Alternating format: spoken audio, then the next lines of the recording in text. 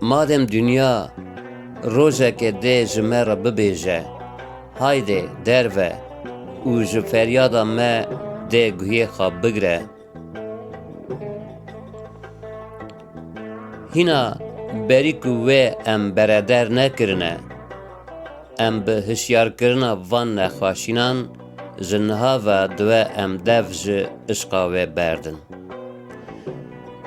Berî ku ew me terk bike, divê em hewl bidin ku bi dilê xwe wê terk bikin.